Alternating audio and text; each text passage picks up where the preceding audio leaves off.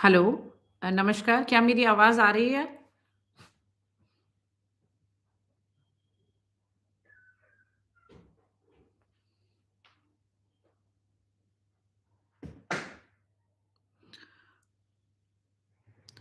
Okay, तो somebody has replied कि उनको आवाज़ आ रही है। तो let us start this live session because कि हमारा प्रीलिम्स बहुत नज़दीक है, तो स्टार्टिंग विद द इंट्रोडक्शन। आप सभी को मेरा नमस्कार। I am Aarushi Mishra. I have secured rank 2nd in Indian Forest Service and as you know कि इंडियन फॉरेस्ट सर्विस में जब हम प्रीलिम्स का एग्ज़ाम देते हैं, तो प्रीलिम्स का एग्ज़ाम में यूपीएससी के सीएससी के एग्ज़ाम के साथ रहता है और एट द सेम टाइम हमें यूपीएससी सीएससी से लगभग 15 से 20 नंबर का कट ऑफ ज़्यादा जाना होता है। तो इस वजह से प्रीलिम्स मैंने बहुत बार दिया है। प्रीलिम्स में मेरी अ, अच्छी खासी पकड़ हो गई थी क्योंकि मेरे 120 प्लस मार्क्स आए हैं हमेशा। तो उससे एक ये बेनिफिट है कि मैं बहुत शॉर्ट में आपको ये बता सकती हूँ कि क्या करना चाहिए हमें और हम क्या अवॉइड कर सकते हैं। ये सेशन जो हमारा होगा इसके द फॉर्मेट विल बी कि first in the first 15 to 20 minutes I will be sharing what should be done in a very quick way and for the next part I will be taking up the questions जो कि आपने live chat में मुझे भेजे होंगे या मुझे आपने पर्सनली जितने मैसेजेस भेज रखे हैं उनके भी कुछ के आंसर्स मैं दे पाऊंगी। तो let us start the session. First is कि अब आपका प्रीलिम्स नज़दीक है, तो प्रीलिम्स में हम टाइम कैसे बाँटें? देखिए, the basic thing about any prelims concept is first of all आप जो है कि आपका जो एग्ज़ाम मंथ होता है, फॉर एग्ज़ाम्पल आपका मई में एग्ज़ाम है या फॉर एग्ज़ाम्पल आपका अप्रैल में एग्ज़ाम है, जब भी आपका एग्ज़ाम का मंथ होता है, उसमें लास्ट का 1 हफ़्ता तो आप छोड़ दीजिए। आप उसमें कुछ भी मत मतलब प्लान करा करिए कि हम इसमें क्या करेंगे, क्योंकि लास्ट के हफ़्ते तो कुछ भी हो सकता है, बहुत सारी चीज़ें हो सकती हैं, तो आप हमेशा लास्ट का हफ्ता स्किप कर देंगे। जैसे फॉर एग्जांपल 21st मई को अगर एग्जाम है, तो आप 14th मई तक ही अपने टारगेट रखिए रिवीजन या प्लानिंग के। लास्ट के हफ्ते तो हम एक्सजेंसीज या इमीडिएटली करंट में कुछ इश्यूज होते हैं, तो उनको डील करने में लगा देते हैं। तो इसलिए आप टाइम सेगमेंट ऐसा बाँटेंगे आज की डेट से आप क्योंकि अब प्रीलिम्स नज़दीक आ गया, आप 15, 15, 15 डेज़ के सेगमेंट्स बनाइए। 15 दिन में आपका एक रिवीजन पूरा होना चाहिए, 15 दिन में आपकी एक पढ़ाई पूरी होनी चाहिए, 15-15 दिन के ही आप सेगमेंट्स बनाएँगे। तो आप जो है 15 दिन के सेगमेंट्स बनाएँगे, जब हमारा एग्ज़ाम का हफ्ता आ जाएगा तो एग्ज़ाम का मंथ आ जाएगा तो आप 7-7 डे के सेगमेंट्स बनाएँगे। फॉर एग्ज़ाम्पल अभी फ़रवरी अगर है, तो फ़रवरी में what you can do is you can have 15 days plan in February, starting from 16th of February to 28th of February, then 15 days from 1st of March to 15th of March, then 16th March से आपका 31st मार्च। फिर आप अप्रैल में भी 15-15 दिन का कर सकते हैं, first half of April and second half of April. लेकिन जैसे ही मई आएगा, सिंस आपका ये एग्ज़ाम मंथ हो गया, तो आप इसमें वीक वाइज़ करेंगे, वीक 1, वीक 2, वीक 3, वीक 4। ठीक है? तो ये इसलिए इम्पोर्टेंट है, ये मैं आपको मंथली टाइम टेबल जो आपको सेगमेंट्स में बाँट रही हूँ, वो इसलिए इम्पोर्टेंट है क्योंकि prelims is not a matter of fill in the blanks. उसमें आपको राइट आंसर आइडेंटिफाई करना होता है और इतना कुछ पढ़ना होता है, एवरीथिंग अंडर द सन जिसको कहते हैं, इतना कुछ पढ़ना होता है, तो उसकी वजह से आपके पास ये प्रॉब्लम होती है कि you are not able to learn everything and you certainly cannot learn everything. What you need to do is that you need to revise re-revise continuously revise so that जब क्वेश्चन आपके सामने आता है तो आपको समझ में आने लग जाता है कि अच्छा दिस इज द मिस्टेक और मतलब या शायद ये आंसर हो सकता था, ये तो मैंने कहीं पढ़ा नहीं। तो what you develop by this 15 15 15 15 days strategy is the idea of vertical revision. Vertical revision is very important when you consider कि जो है आपकी नंबर ऑफ रिविजन्स होने चाहिए क्योंकि you can not learn anything everything and you are not supposed to learn everything. You are supposed to identify the options that are mentioned in front of you. तो ये बहुत ज्यादा important है। I am getting a chat कि उसको English में ही completely बताएं, तो देखो it has to be bilingual because there are certain people who are able to understand Hindi और कुछ लोगों को इंग्लिश समझ में आ रही है, तो it needs to be bilingual, है ना? तो आई ट्राई कि आप दोनों को समझ में आए। तो ये और लास्ट का वीक आप हटा देंगे। Second most important point that needs to be discussed is कि आप अपना टाइम डेली कैसे डिवाइड करें। टाइम आप इस तरीके से डिवाइड करेंगे कि अभी से आप, फॉर एग्जांपल फरवरी से है, आप 70% ऑफ द टाइम अपना इस चीज में बिताइए कि आप नया पढ़िए, एज मच एज पॉसिबल नया पढ़िए। फरवरी एंड मार्च में 70% ऑफ द डे आपका इस चीज में बीतना चाहिए that you are reading new things.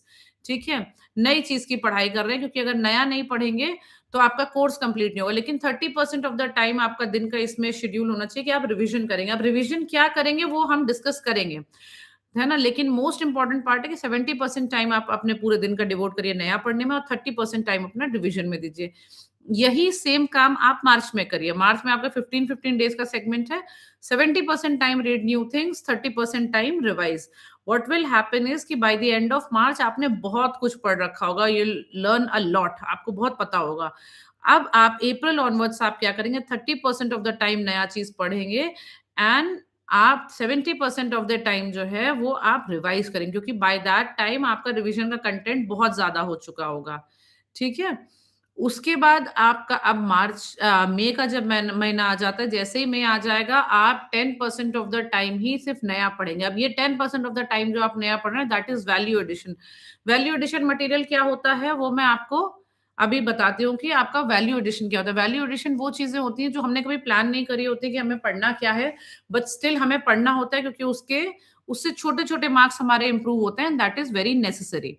तो आपका मंथली टाइम टेबल ऐसा होना चाहिए, आप ऐसे डिवाइड करिए। डेली टाइम टेबल में मैंने आपको बहुत ब्रॉड बताया, अब मैं आपको hours, number of hours wise या नंबर ऑफ कि सुबह उठ के ये पढ़ो बाद में ये पढ़ो, I will not be telling this, क्योंकि इसके लिए बहुत कंटेंट मार्केट में अवेलेबल है, बहुत सारे आपको यूट्यूब वीडियोस मिल जाएंगे जो ये बेसिक्स को डील कर रहे हैं। तो what we are planning is कि आप मंथली कैसे प्लान करें, डेली अपने दिन को कैसे प्लान करें, कितना परसेंट टाइम नया पढ़े, कितना परसेंट टाइम आप रिवाइज करें। Coming to the third most asked question that is there कि हमें न्यूज़पेपर कितने पढ़ने चाहिए, कब तक पढ़ने चाहिए, प्रीलिम्स आ रहा है तो कब तक पढ़ने चाहिए, क्या उसके नोट्स बनाने चाहिए, नहीं बनाने चाहिए। तो वेरी बेसिक, न्यूज़पेपर आप सिर्फ एक पढ़िए। ठीक है, न्यूज़पेपर दो दो पढ़ने की जरूरत नहीं होती है। न्यूज़पेपर एक पढ़िए, उसके नोट्स मत बनाइए। What is the basic idea of reading newspaper, you read the newspaper and then you revise the newspaper by help of YouTube videos। YouTube में बहुत सारे ऐसे एजुकेटर्स हैं जिन्होंने डेली आप न्यूज़पेपर एनालिसिस डाल देते हैं 7:30-8 बजे तक। तो what you need to do is कि आप बाय दैट टाइम आप उठ के अपना न्यूज़पेपर पढ़ लीजिए और उनकी एनालिसिस देख लीजिए। उससे फायदा क्या होगा, उससे फायदा ये होगा कि आपका जो भी ये इशू आता है कि जो है आप कि जो है हम क्या इम्पोर्टेंट है, क्या इम्पोर्टेंट नहीं है, वो आप समझ पाएँगे। एट द सेम टाइम जब एजुकेटर्स पढ़ा रहे होते हैं, तो वो बैकग्राउंड की भी बहुत सारी इन्फॉर्मेशन दे देते हैं, जो आपके एग्ज़ाम के लिए भी इम्पोर्टेंट होती है, आपकी अंडरस्टैंडिंग के लिए भी बहुत इम्पोर्टेंट होती है। तो it is very necessary that you do that.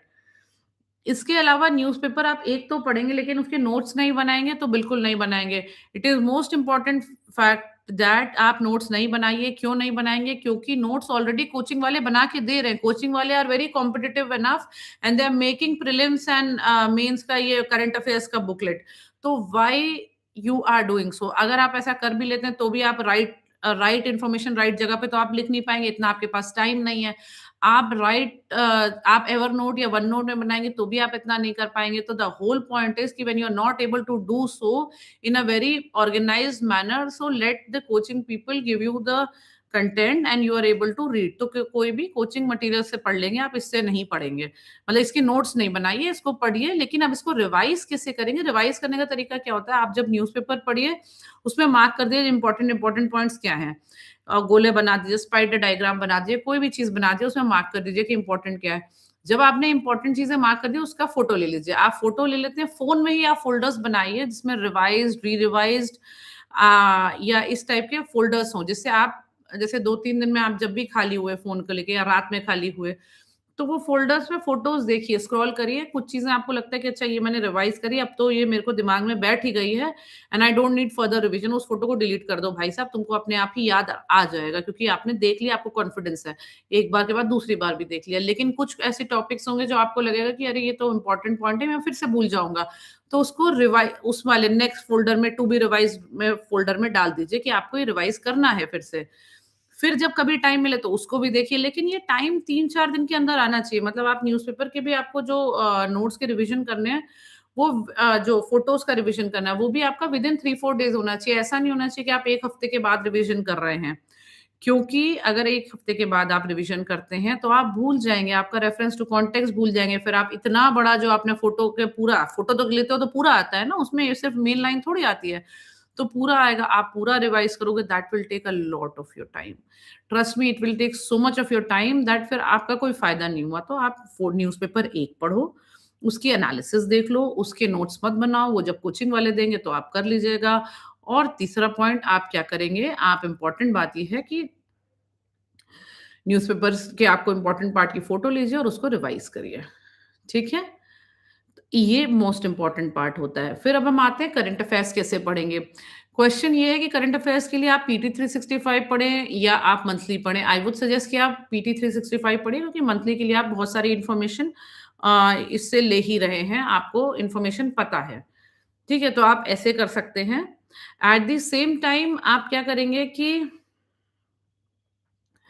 ये जो आपकी सप्लीमेंट्री आती हैं करंट अफेयर्स की, जब आपका एग्ज़ाम एकदम नज़दीक आ जाता है, तब आप उससे भी करंट अफेयर्स पढ़ लेंगे। इसमें एंश्योर करिए कि कोई भी 2 कोचिंग क्लासेस के मटीरियल पढ़ लीजिए। उससे फ़ायदा ये होता है कि आपका कोई भी ऐसा पॉइंट नहीं होता जो कोचिंग मटीरियल वाले मिस कर दें क्योंकि दे आर कॉम्पिटिटिव एनफ और वो करके दिखाएँगे। तो आपको बस उसको रिवाइज़ कर लेना है और उसको पढ़ लेना है। और उसको 2-2 कोचिंग मटीरियल के 2-2 करंट अफेयर्स की बुकलेट पढ़ लीजिए and that is enough for you revise and re-revise again and again. At the same time current affairs को हम और एनहांस कैसे कर सकते हैं, जो अब मैं आपको कह रही थी value addition material, that is the fifth point. Value addition कैसे होता है, वो आपकी वेबसाइट से होता है, यूट्यूब चैनल से होता है। देखिए बहुत सारे यूट्यूब चैनल्स हैं, एजुकेटर्स हैं जो 5 क्विज़ेज़ 5 क्वेश्चन्स अ डे या प्लेसेस इन न्यूज़ या 2 मिनट सीरीज़, 5 मिनट सीरीज़ या समझाने के लिए कोई टॉपिक के ऊपर बनाते रहते हैं। और वेबसाइट्स भी हैं जो डेली के क्वेश्चंस डालती हैं, क्विज़ेज़ डालती हैं, तो आप उनको फ़ॉलो करिए। आप डेली बेसिस पे रात में उनको फ़ॉलो करिए व्हेनेवर जब आप रात में बहुत ज़्यादा थक जाते हैं, you don't want to study a lot and then what you can do is कि आप रात में उनको 1 से डेढ़ घंटे का टाइम निकालिए, अपने सोफ़े पे बैठ के, चेयर पे बैठ के, बिस्तर पे बैठ के यूट्यूब वीडियो 2 घंटे में पढ़ाई कर लीजिए, ठीक है? वो बहुत ज़्यादा ज़रूरी है कि आप ये कर लें। अब आते हैं हम लोग रिवीजन के पॉइंट ऑफ व्यू से 6 नंबर का पॉइंट है कि हम रिवीजन कैसे करा करें। तो मोस्ट इम्पोर्टेंट पॉइंट आपका हमेशा आता है सबका कि हम रिवीजन करें तो कैसे करें? ठीक है, तो रिवीजन करने के लिए सबसे इम्पोर्टेंट पॉइंट है कि आपको क्या करना है कि अपने सारी चीज़ों के, ठीक है, सारे आपके जो सब्जेक्ट्स हैं उनका अलग-अलग ए4 बना लेना है। ए4 शीट्स अलग-अलग बना लेनी है और उसमें क्या लिखना है, जो भी आपके मन में आता है एक कॉलम में आप वो लिखिए जो भी आप पढ़ना चाहते हैं। फॉर एग्ज़ाम्पल पॉलिटी की उसकी बेसिक आप ये किताब पढ़ना चाहते हैं, चाहे वो लक्ष्मीकांत हो गई, चाहे वो एनसीईआरटी हो गई। फिर आप उसके बाद क्या पढ़ना चाहते हैं कि आप ये करना चाह सकते हैं कि अरे भाई ये क्या कहते हैं आपका कि आप ये पढ़ना चाहते हैं कि ये मैं कैसे करूँ कि जो है मतलब आपको ऐसा लग रहा है कि वैल्यू एडिशन के लिए मार्केट में तो लक्ष्मीकांत के अलावा भी ये कंटेंट मटेरियल मौजूद है। जो भी आपको पॉलिटिक्स से लेके एक्स-वाई-ज़ेड चीज़ें चाहिए तो उसको आप यहाँ पे लिख लीजिए। एक कॉलम में लिख दीजिए। उसके बाद नेक्स्ट कॉलम बनाइए रिवाइज़्ड, फिर री-रिवाइज़्ड, फिर रिवाइज़्ड। इस तरह आप मल्टीपल रिवीजन के लिए करिए। कुछ बच्चे इसमें से कह रहे हैं कि आपका कमेंट पिक करें। I will take up your comments as discussed कि पहले we will be going by कि फर्स्ट 20 मिनट्स हम ये ले लेंगे कि ब्रॉडली डिस्कशन जो सारे बच्चों के क्वेश्चंस हैं, उनको हम जवाब दे देंगे। उसके बाद एक-एक करके आपके कमेंट्स पिक करेंगे और उन पे आंसर्स देंगे। तो coming back to this point कि आपका जो रिवीजन वाला ए4s है, तो ए4s आप बना लीजिए। ए4s बनाने से फ़ायदा क्या होता है, इस तरह से आपने ए4 करके हर सब्जेक्ट के आप पेस्ट कर दिया दीवार पे। जब आप दीवार पे पेस्ट कर देंगे, तो उसके बाद क्या होगा कि उसमें आपका हर सब्जेक्ट का लिखा हुआ है कि आपको ये पढ़ना है। ये इसमें बेसिक चीज़ें हैं, हो सकता है ये आपकी फैंटेसी आपको किसी आपके सीनियर ने, आपको किसी सेलेक्टेड कैंडिडेट ने, आपके किसी कोचिंग इंस्टीट्यूट ने, किसी ने भी कह दिया कि भाई ये भी पढ़ना है। तो कोई बात नहीं, आपने वो भी लिख दिया कि मुझे वो भी पढ़ना है। चाहे वो एज़ सिंपल एज़ दैट कि आपको जैसे अभी इकोनॉमिक सर्वे का आपको पूरा मेन मेन टेक्स्ट ही पढ़ना है या आपकी कुछ भी इच्छा आप लिख सकते हैं। उसके बाद जो कॉलम्स बने होते हैं ना कि आपने एक बार पढ़ा है कि नहीं, रेड, रिवाइज्ड, री-रिवाइज सब पे टिक मारना शुरू करिए। आपने एक बार पढ़ लिया, वो भले आधा पढ़ा हो, पूरा पढ़ा हो। आपने उसके शुरुआत के 70 पेज पढ़े हो, 10 पेज बाकी हो, कोई बात नहीं, आप उसको टिक कर लीजिए। उसका कि आपने पढ़ लिया। आप जब रिवाइज़ करने उसको जाएँगे, अपने शेड्यूल में रिवाइज़ करने जाएँगे, तो आप क्या कर सकते हैं कि जब आप रिवाइज़ करने जाएँगे, तो शुरुआत के 70 पेज भी पढ़ेंगे, उसके बाद के भी 10 पेज पढ़ लेंगे। तो आप रिवीजन में आपका वो कवर हो जाएगा, तो आप उसको भी टिक कर लीजिए। तो जो 15-15 दिन की आपकी स्ट्रैटेजी थी कि 15 days, 15 days, 15 days, 15 days, 7 days, 7 days जो हम बाँट रहे थे, वो इसीलिए बाँट रहे थे क्योंकि आपको उसी दिन उतने टाइम में पूरा करना है। अब आप कैसे भी करो, आप पूरा लक्ष्मीकांत का आप ये कह सकते हैं कि भाई लक्ष्मीकांत मैंने फ्रंट की पढ़ ली, बैक की पढ़ ली, पार्लियामेंट भी पढ़ गया, 2-3 चैप्टर रह गए। तो कोई बात नहीं, आप रेड वाले में मार्क कर लीजिए कि आपने ये पढ़ लिया है। उससे 2 बातें होंगी कि अगली बार आपको रिवीजन करने वाला भी कॉन्फिडेंस रहेगा, नहीं तो यूजुअली बच्चे कहाँ पे स्टक कर जाते हैं कि अरे मैंने पूरा पढ़ तो लिया, मेरे ना 4 चैप्टर बाकी रह गए। तो आपके दिमाग में हमेशा ऐसा ल रहता है कि आपने कुछ पढ़ा ही नहीं है, आपका तो वो कंप्लीट ही नहीं है, वो कंप्लीट ही नहीं है। आपके दिमाग में हमेशा ये रखता है कि आपका कंप्लीट नहीं है, तो आपका ये प्रेशर होता है कि अब मैं वो रिवाइज़ भी नहीं कर पा रही। तो उस वजह से मेजॉरिटी ऑफ बच्चों के साथ क्या हो जाता है कि आप पढ़ नहीं पाते, आप रिवाइज़ नहीं कर पाते, फिर वो एक डिप्रेशन, एक सेंसिटिव मूड में चले जाते हैं, जहाँ पे हमेशा आप अपने आप को क्वेश्चन कर रहे होते हैं। तो इट इज़ वेरी इम्पोर्टेंट कि आप इसको और कुछ कैसा भी आप रिवाइज़ करो, बच्चा इसमें मैं आपको बिल्कुल क्लियरली बोलूँगी, रिवीजन ऐसा नहीं है कि आपको पूरा याद रहना चाहिए कि अरे मैंने तो स्पेक्ट्रम पूरी रिवाइज़ कर ली, मुझे कुछ याद नहीं। कोई बात नहीं बेटा, कोई फ़र्क नहीं पड़ता। इसी वजह से वो 15-15-15 7-7 का शेड्यूल बनाया गया कि आप बार-बार रिवीजन, री-रिवीजन, मल्टीपल रिवीजन्स करते जाओगे, धीरे-धीरे आप वर्टिकली पढ़ने लग जाओगे। आपको इस बात की ज़रूरत नहीं कि आपको सब कुछ याद हो, इम्पोर्टेंट ये रहेगा कि आपको आपने मल्टीपल बार देख लिया है तो आपको कॉन्फिडेंस रहेगा और आप आइडेंटिफ़ाई कर पाओगे, 4 ऑप्शन आपके सामने हैं। तो अगर 4 ऑप्शन सामने हैं और हमें इतना कुछ पढ़ना है, हमने इतनी बार 15-15 दिन के शेड्यूल में रिवाइज़ करते जा रहे हैं, जिसको हम टिक भी मारते जा रहे हैं अपने, तो हमें कॉन्फिडेंस मिलता जाता है। आप एक बहुत छोटी-सी किताब का टिक मारो, वो भी उतना ही बड़ा होता है जितना आप बड़ी-सी लक्ष्मीकांत का मारो। It is all about confidence when you start feeling that you are doing it, you are going in a positive direction और आप कर ले जाएँगे, ठीक है? किसी बच्चे को ये डाउट आ रहा है कि ये 15-15 7-7 का शेड्यूल क्या है? तो देखिए मैंने बच्चों फिर से मैं एक बार रिवाइज़ करा देती हूँ इस पॉइंट को। मैंने आपको बताया था, अभी जैसे फ़रवरी चल रहा है, what you can do is February के अभी के 15 दिन आप मानो कि एक आप सेगमेंट मानो कि मुझे इसमें पूरा कोर्स खत्म करना है, 15 दिन में खत्म करना है, फिर मार्च के शुरुआत के 15 दिन में खत्म करना है, फिर मार्च के अंत के 15 दिन में फिर से एक बार खत्म करना है, फिर अप्रैल के 15 दिन में खत्म करना है, फिर अप्रैल के सेकंड पार्ट के 1 महीना 15 दिन में खत्म करना है। इससे क्या होगा कि आपके पास 15-15 दिन का टाइमलाइन है, गिलोटिन क्लोज़र जैसा आप पढ़ते हैं, गिलोटिन करना है भाई, अपने को जितना पढ़ लिया उतने को मान लेना है कि बस ठीक है, यही था, मैं यही कर सकता था। अब तो जब मैं पढ़ूँगा तो मैं उसको रिवीजन के ही बारे में ही बात कर रही हूँ, है ना? या रिवीजन के बारे में ही मानूँगा, उससे आपका कॉन्फिडेंस बढ़ेगा और साथ-साथ का मतलब ये होता है कि मतलब जब जिस भी महीने आपका एग्ज़ाम है, तो आप हफ्ते-हफ्ते में अपना दिन टाइम टेबल बनाइए और उस तरीके से रिवीजन का प्लान बनाएँ क्योंकि अगर आप महीने-महीने का बनाते हैं, तो आप या पर डे का बनाते हैं, तो आप डिप्रेस हो जाने के चांसेस हमारे ज़्यादा रहते हैं। Coming back to the next 7th point that is very asked कि भाई हम टेस्ट पेपर्स कितने करें? तो देखिए इसमें 2 टाइप के बच्चे हैं, अगर आप इसमें से कोई बच्चा बहुत टाइम से एग्ज़ाम दे रहे हो, बहुत स्मार्ट बच्चे हो, तो आप तो यार 2-2 टेस्ट सीरीज़ लगाओ, ठीक है? 2-2 टेस्ट सीरीज़ करेंगे क्योंकि आप उस पॉइंट पे आ गए हैं जहाँ पे आपको बार-बार कंटेंट पढ़ने की ज़रूरत नहीं पड़ती, आप टेस्ट पेपर्स के और उनके सॉल्यूशंस के थ्रू एग्ज़ाम की रिवीजन कर लेते हैं और अपना काम कर लेते हैं। परंतु इसमें से अगर कोई भी बच्चे ऐसे हैं जो वो सुन रहे हैं जो अभी नए हैं, तो नए वाले बच्चों के लिए बहुत इम्पोर्टेंट ये है कि आप अभी से डेली टेस्ट पेपर लगाना शुरू करो। डेली का मतलब ये है कि आप कोशिश करो कि आप 1 टेस्ट पेपर डेली सॉल्व करो। हो सकता है आप में से अभी कुछ बच्चे ऐसे होंगे जो डेली नहीं कर पाएँगे, कोई बात नहीं। आप 10 क्वेश्चन्स डेली सॉल्व करो, 10 के आंसर्स पढ़ो। आप धीरे-धीरे 10 से वो आधा 50 क्वेश्चन होंगे, 50 क्वेश्चन से धीरे-धीरे वो 100 क्वेश्चन भी हो जाएँगे।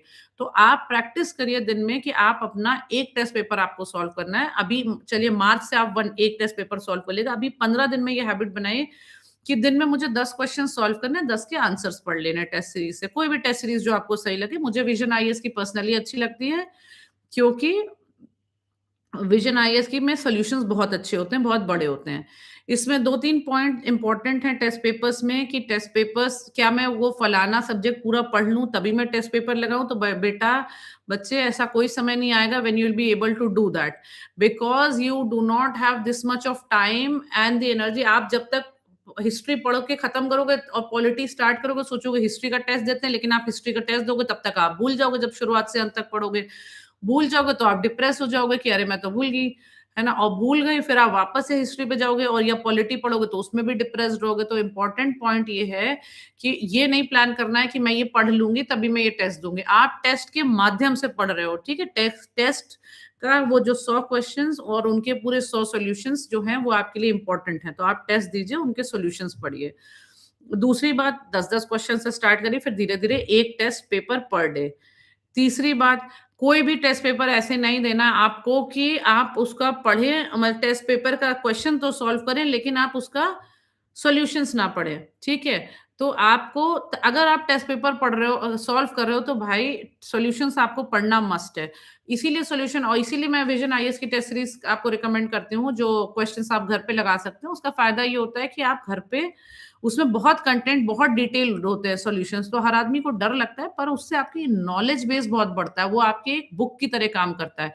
तो what you are supposed to do is आप 40 मिनट में या 1 घंटे में क्वेश्चन पेपर सॉल्व करने की कोशिश करो, 40 मिनट में एक क्वेश्चन पेपर आप सॉल्व करो, 10, 15, 20 मिनट का ब्रेक लो और उसके बाद तुरंत उसका सॉल्यूशन पढ़ लो। अगर आपने तुरंत नहीं पढ़ा, आपने ये सोचा कि मैं कोचिंग जाके आता हूँ, फिर पढ़ लूँगा या मैं लंच कर लेता हूँ, फिर पढ़ूँगा या मैं कल पढ़ लूँगा या मैं आज शाम को पढ़ लूँगा, बेटा कभी नहीं पढ़ पाओगे। इस ट्रैप में मैं भी फँसी हूँ, सब बच्चे पढ़ते हैं कि क्वेश्चन सॉल्व कर लेते हैं और उसको नहीं पढ़ते। ठीक है? तो क्वेश्चन सॉल्व करने का आपका बिल्कुल यूज़लेस काम हो जाएगा अगर आप उसका सॉल्यूशंस तुरंत-तुरंत नहीं पढ़ते हैं। आपको पढ़ने में टाइम भी कम लगेगा और आप जल्दी-जल्दी उसको समझ सकेंगे और आपको बहुत नॉलेज गेन होगी और जो आप सॉल्यूशंस पढ़ रहे हैं टेस्ट पेपर के, they are acting as your notes. तो आपको इनका भी रिवीजन शेड्यूल बनाना होगा। जब आप वो A4 बनाते हैं ना, तो test paper number 1, test paper 2, test paper 3, test paper 4, test paper 5 इनका भी रिवीजन का शेड्यूल बनाना पड़ेगा बच्चा, क्योंकि इसमें पीछे 10-15 पेज के सॉल्यूशन होते हैं, वो बहुत डेप्थ के होते हैं, बहुत नॉलेज देते हैं और उससे बहुत क्वेश्चंस फँस जाते हैं।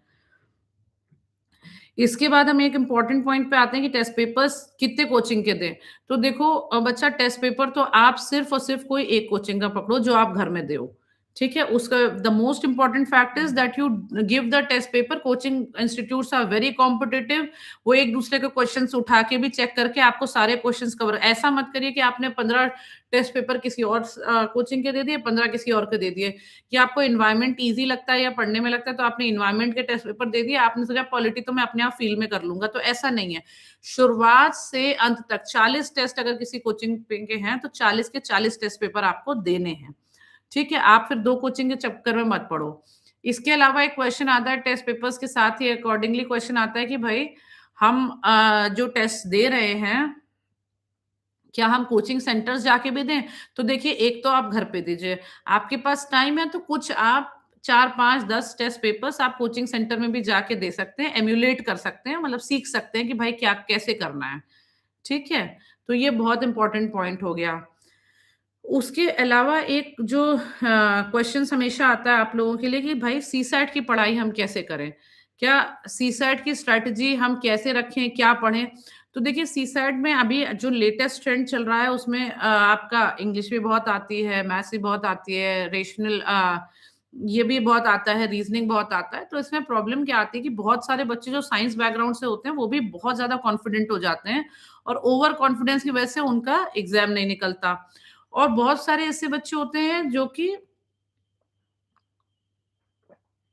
बैकग्राउंड तो उनका साइंस नहीं होता पर वो क्रैक कर लेते हैं। उसकी क्या रीज़न होते हैं? उसका रीज़न मेन ये होता है देखिए, बच्चों के आप सीसैट का आपका एग्ज़ाम है, सीसैट के लिए आप प्रैक्टिस करो। हफ्ते में 1 सीसैट का पेपर आपको संडे-संडे सॉल्व करना है, ठीक है? आप इस बात को मत भूलो कि आपको सॉल्व नहीं करना है क्या? आपको सॉल्व करना है डेली हर संडे को 1 सीसैट का पेपर दीजिए, पूरे एग्ज़ाम के माहौल में दीजिए। सबसे पहले आप वो करेंगे आप इंग्लिश का पार्ट करेंगे, फिर रेशनल ये वाला आपका रीज़निंग करेंगे और थर्ड आप अपना मैथ्स करेंगे। कोई भी चीज़ को चाहे आप साइंस के बच्चे हैं, चाहे आप कॉमर्स के बच्चे हैं, चाहे आप इंग्लिश लिटरेचर के बच्चे हैं, देखिए दिल लगाने की बात नहीं होती। It is you are not supposed to feel very sad कि मैं तो साइंस का फलाने का स्टूडेंट हूँ और मेरा तो मैथ्स का क्वेश्चन नहीं हुआ, या तो मैं इस चीज़ का फला इंग्लिश ऑनर्स का स्टूडेंट हूँ और मेरे से ना ये इंग्लिश के पैसेज गलत हो रहे हैं। तो ऐसा कुछ नहीं होता। आपको एग्ज़ाम निकालने से मतलब है, लड़ाई में लड़ाई की तरह लड़ते हैं, ठीक है? उसके लिए पीएचडी करने की ज़रूरत नहीं है, दिल पे लेने की ज़रूरत नहीं है। तो आपको क्वेश्चन सॉल्व करने हैं, क्वेश्चन एक लाइन से सॉल्व करिए। जब आप कॉम्प्रिहेंशन पढ़ते हैं, तो पेन लगा के कॉम्प्रिहेंशन पढ़ते जाइए फटाफट से लाइन से। उसका रीज़न क्या है? उसका रीज़न यही है कि अगर आप पेन हटाते हैं, आपका थॉट प्रोसेस टूट जाता है, पीछे आपका इन्विजिलेटर चाय, पकौड़ी, समोसे खा रहा होगा, बात कर रहा होगा, दुनिया भर का, और जैसे ही उनका जीएस पेपर 1 खत्म होता है, जीएस पेपर 2 के लिए तो सब बहुत ज़्यादा रिलैक्स हो जाते हैं। उनको वो मानते ही नहीं है कि कोई एग्ज़ाम है, आप चाहे चिल्लाते रह जाएँ। तो आपका बार-बार थॉट प्रोसेस टूटता है, तो आपको डिस्टर्बेंस होता है इंग्लिश के स्पेसिफिकली कॉम्प्रिहेंशन्स में। तो बिल्कुल पेन रख के फटाफट वो एक लाइन से पढ़ते चले जाइएगा। और उसको सॉल्व करिए। मैथ्स में भी दिल लगाने की ज़रूरत नहीं, जो ईज़ी-ईज़ी हो वो सॉल्व कर लीजिए, उससे कोई फ़र्क नहीं पड़ता। इसके बाद एक इम्पोर्टेंट फैक्टर आ जाता है, आपका 9th पॉइंट आता है कि पीवाईक्यूज़ को हमको सॉल्व करना है कि नहीं। अच्छा, टेस्ट पेपर से रिलेटेड एक और बात है, टेस्ट पेपर में बिल्कुल भी दिल पे लेने की ज़रूरत नहीं है आप में से किसी बच्चे को कि अरे! मैं तो इतना इंटेलिजेंट हूँ और मेरे तो 90 ही मार्क्स आ रहे हैं, मेरे तो 70 ही आ रहे हैं, तो मेरे तो 40 ही आ रहे हैं। It does not matter even if you score 40 marks in your preparation test when you are giving at home. What matters is कि you are giving the test and you are reading the solutions and you are revising the solutions as well when you have the revision start timetable. मैंने आपको daily का time table बताया है, A4 के साथ भी बताया है, 15 डेज वाले सेगमेंट्स में भी बताया कि आप रिवाइज कैसे करेंगे। तो आप रिवाइज उसको कर लेते हैं तो कोई फर्क नहीं पड़ता, आपके एग्जाम में तो 140 ही आएंगे। अब इसके बाद हम लोग इस बात पे आते हैं कि टेस्ट पेपर करना कब है, तो भाई दिन में कर लिया करो, अखबार पढ़ने के बाद तुरंत कर लो, क्योंकि आप सोच लेंगे शाम को करेंगे, शाम को ब्रेन में बिल्कुल बैंडविड्थ नहीं होती, आपको करने में बहुत डिफिकल्टी होगी। एक जो 9 पॉइंट होता है, पीवाईक्यूज़ हमें करने चाहिए या नहीं करने चाहिए? पीवाईक्यूज़ हमें करने चाहिए। उसका रीज़न ये होता है, पीवाईक्यूज़ आप जब पढ़ते हैं और उसका सॉल्यूशंस पढ़ते हैं तो बहुत सारे लोग कहते हैं, बहुत सारे आपने एस्पिरेंट्स देखे होंगे, अरे ये तो क्वेश्चन वहाँ से रिपीट हो गया, वहाँ से रिपीट हो गया। तो बिल्कुल ऐसा पीवाईक्यू पगलू बनने की ज़रूरत नहीं है कि एकदम इमोशनल होके चल रहे हैं कि हम तो पीवाईक्यू ही पढ़ेंगे और उसके बाद ही कर पाएँगे, ऐसा कुछ नहीं है। आपके लिए इम्पोर्टेंट ये है कि आप पीवाईक्यूज़ करिए, उनके सॉल्यूशंस पढ़िए, क्योंकि क्या होगा कि आप जब एक बार आप मिनिमम पिछले 15 इयर्स के तो देख ही लीजिए, क्योंकि कुछ ना कुछ क्वेश्चन या क्वेश्चन का हिंट ज़रूर रिपीट होता है। एट द सेम टाइम आपको थोड़ा-सा दिमाग में कॉग्निशन में आता है कि यार इतनी सारी चीज़ें मैं पढ़ रहा हूँ, क्या बेसिक क्या क्वेश्चंस पूछते हैं यूपीएससी। तो आपको थोड़ा-सा वो जो एक ट्रेंड एनालिसिस की बात होती है, वो एग्ज़ैक्टली नहीं, ट्रेंड एनालिसिस कोचिंग वाले करके देते हैं, उन्हीं को करने दीजिए। आप अपना टाइम उसमें मत खराब करिए, बट स्टिल वो वाली जो बात होती है कि अ, आपको थोड़ा अंदाज़ा लग जाए, वो इम्पोर्टेंट है। इसके बाद हम इस बात पे आते हैं कि भाई बेसिक बुक्स हमारी क्या हैं? तो बेसिक बुक्स तो मेरा देखिए, मैं आपको ये कहूँगी, बेसिक बुक्स के लिए कैंडिडेट्स की बहुत सारों की ऑनलाइन वीडियोज़ पड़ी हैं, सबने बेसिक बुक्स बता रखी हैं। तो बेसिक बुक्स आप सब लोग जानते हैं, ठीक है? इसमें भी यदि किसी बच्चे को अभी डाउट आएगा तो मैं डिस्कस कर लूँगी बेसिक बुक्स, लेकिन अगर आपको बेसिक बुक्स सबको पता है कि पॉलिटी क्या है, इकोनॉमिक्स क्या है, सब कुछ ही क्या है, मैं आपको फिर भी ब्रीफ कर देती हूँ। पॉलिटी में बेसिक आपको लक्ष्मीकांत तो पढ़नी ही है। उसके बाद आपको ज्योग्राफी में आपको ये आपकी जीसी लियोंग होती है, एनसीईआरटीज़ होती है, और आपकी ये होता है पेरियार बुक होती है, आपकी जो मैप्स की बुक होती है, ओरिएंट ब्लैंक स्वान जो पूरा मैप ही होता है वो भी, ये सब आपको टेक्स्ट बुक के फॉर्म में पढ़ना ही है ऑलमोस्ट। उसके बाद आपका हिस्ट्री आ जाता है, तो हिस्ट्री में आपको देखो, अगर मॉडर्न हिस्ट्री है तो आपको स्पेक्ट्रम पढ़नी होगी। इसके अलावा आप यूट्यूब से बहुत सारी जगह से आप टाइमलाइन्स देख सकते हैं, और आप जो क्वेश्चन पेपर्स करेंगे, टेस्ट पेपर्स करेंगे, उससे भी आपका बहुत कवर हो जाएगा, तो आपको बहुत हेल्प मिलेगी।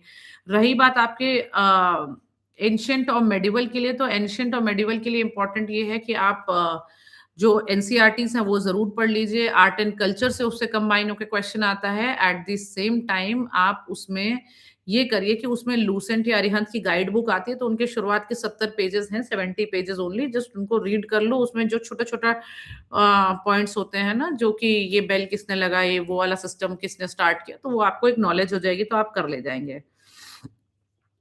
और एनवायरनमेंट के लिए हम लोग शंकर आईएएस या पीएमएफ आईएएस की किसी की भी बुक पढ़ सकते हैं। वो एक आपका एक बेसिक कवरेज हो जाता है, उसके बाद आपको इन जनरल आप जो है करंट अफेयर्स के साथ कंबाइन करके आंसर्स बना सकते हैं। साइंस एंड टेक्नोलॉजी के लिए आप 6 से 10th तक की बुक पढ़िए, उसके बाद 11th-12th की ज़रूरत नहीं है। आप बायो का थोड़ा पार्ट फिर भी पढ़ सकते हैं, बायोलॉजी में कुछ विटामिन्स, मिनरल्स वाला पार्ट, अदरवाइज़ आपको ज़रूरत नहीं है 11th-12th की क्योंकि they get very heavy and that is not being asked. Current affairs से ही बाकी आपका साइंस एंड टेक कवर हो जाता है। रही बात आपकी इकोनॉमिक्स की, तो इकोनॉमिक्स में आप मृणाल के बहुत अच्छे वीडियोज़ हैं, उसके नोट्स भी मार्केट में मिलते हैं, तो नोट्स बनाने की ज़रूरत नहीं है, आपके कोचिंग वाले भी हो सकते हैं, एनसीईआरटीज़ आपको पढ़नी ही है और उसके अलावा आप श्रीराम आईएएस के बहुत अच्छे नोट्स हैं। अच्छा, एक बार-बार क्वेश्चन ये आता है कि आर्ट एंड कल्चर कहाँ से पढ़ें? तो आर्ट एंड कल्चर तो देखिए नितिन सिंघानिया की बहुत अच्छी बुक आती है, सर ने बहुत अच्छी किताब लिखी है, आप उससे पढ़ सकते हैं। करंट अफेयर्स में ऑलरेडी इंक्लूडेड रहता है, तो आप उससे रिलेट कर सकते हैं। बाकी आप एनसीईआरटी से पढ़ सकते हैं। द नेक्स्ट क्वेश्चन इज़ कि भई एनसीईआरटी से हम जब पढ़ते हैं, तो एनसीईआरटी हम पढ़ें तो एक मतलब नई पढ़ें, पुरानी पढ़ें, तो आई वुड सजेस्ट कि नई पढ़िए, ठीक है? उसमें लोड मत लीजिए, नई पढ़ लीजिए, है ना? और इसके अलावा जो लास्ट पॉइंट जो मैं आपको समझाना चाहती हूँ कि एग्ज़ाम टाइम में आप कैसे एग्ज़ाम अटेम्प्ट करें। देखिए, मैं आपको बहुत बार बता चुकी हूँ 40 plus 30 plus 20 plus 20 plus 10 minutes का रूल होना चाहिए। अब ये क्या रूल है? आपकी जब इतनी बार आप टेस्ट पेपर्स दे चुके हैं, तो 40 मिनट में आपकी सॉल्व करने की हैबिट हो गई है। आप 40 मिनट में क्वेश्चंस करिए, उसमें जो आपके सही स आपको आते ही हैं, वो आप टिक मार दीजिए, उसका गोला भरने के लिए मार्क कर दीजिए। जो 30 मिनट्स और जो गोले उनमें गोला भर मार दीजिए, जो आपको कन्फ्यूज़न है कि 2 ऑप्शन तो एलिमिनेट हो गए, फिर भी नहीं आ रहा है, अभी कन्फ्यूज़्ड हैं। मेजॉरिटी ऑफ आपके अटेम्प्टीज़ वहीं पे गोले में ही होंगे, टिक तो बहुत कम होते हैं पहली बार में। क्रॉस उन क्वेश्चंस को मार दिया जो आपको लगता है कि ये तो ब्रह्मांड में मुझसे हो ही नहीं सकता, मैं नहीं कर सकता। नेक्स्ट 30 मिनट्स आपके जो होंगे एग्ज़ाम सेटअप 40 मिनट में आपने पूरा क्वेश्चन पेपर गो थ्रू कर दिया, सेग्रीगेट भी कर दिया है, जो आपको आते थे वो आपने मार्क भी कर दिए हैं। अगले 30 मिनट्स में जितने भी वो जिस आपने सर्कल करे थे, जितने भी हो सकते हैं उनको मैक्सिमम मेहनत से उसको सॉल्व करिए और कर लीजिए। नेक्स्ट 20 मिनट्स आप लगाइए जो कि क्रॉस आपने कर रखे थे, क्रॉस कर रखे थे ना कि ये तो मुझसे हो ही नहीं सकते। आप उन पे एफर्ट करिए कि क्या उसमें से कुछ हो सकता है? अब आपसे कुछ ना कुछ ज़रूर हो जाएगा। 2-4 क्वेश्चन तो आप सॉल्व कर ले जाएँगे, ठीक है? और इस तरह से आपके 1.5 घंटे बीत जाते हैं। नेक्स्ट आप 15 से 20 मिनट लगाइए अपने सर्कल्स भरने के लिए, पर्सनल चॉइस हो सकती है, कुछ लोग तुरंत सॉल्व करने के बाद सर्कल भरते हैं, मैं बाद में भरती थी। तो सर्कल्स आप फिल कर लीजिए, तो उससे क्या होगा कि आपका तुरंत-तुरंत जो है विदाउट स्ट्रेस आपके बिल्कुल सही सर्कल भर जाएँगे 15-20 मिनट में। 10 मिनट में फिर आप रिस्क लीजिए, जितने क्वेश्चन्स आपके क्रॉस हैं या गोले हैं जिसमें आप रिस्क ले सकते हैं, इंटेलिजेंट गेसिंग कर सकते हैं, एलिमिनेशन टेक्निक अप्लाई कर सकते हैं, एक टारगेट बना सकते हैं, तो आप तुरंत उसको रिस्क लेके 90 क्वेश्चन से ऊपर आपका टारगेट है, तो आपको किसी तरह रीच करना है, तो आप वहाँ पहुँच जाइए। तो ये ब्रॉड हमारे पॉइंट्स थे, जो कि 11 पॉइंट मुझे लगते थे कि मैं आपको बताऊँ।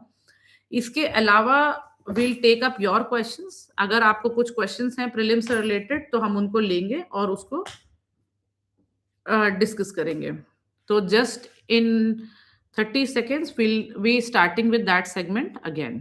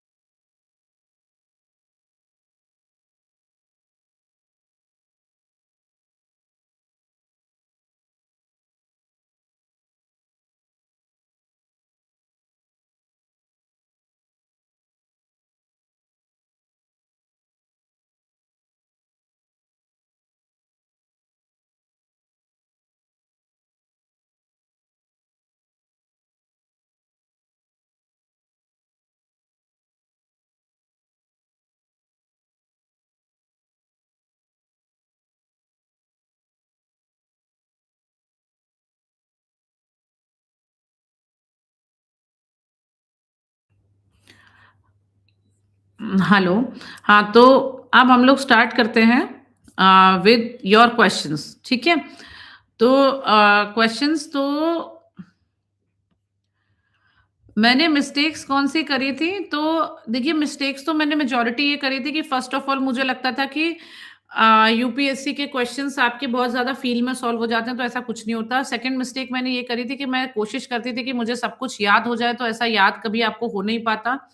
इम्पोर्टेंट यही था कि आप नंबर ऑफ रिविजन्स ज़्यादा कर लें। थर्ड मैंने जो बहुत बड़ी मिस्टेक करी थी कि टेस्ट पेपर्स सॉल्व करे थे और जो मेरा मन कर किसी कोचिंग से कुछ कर लिया, किसी कोचिंग से कुछ कर लिया और फिर ये मिस्टेक थी कि मैंने टेस्ट पेपर सॉल्व करने के बाद मैं सॉल्यूशंस नहीं पढ़ती थी।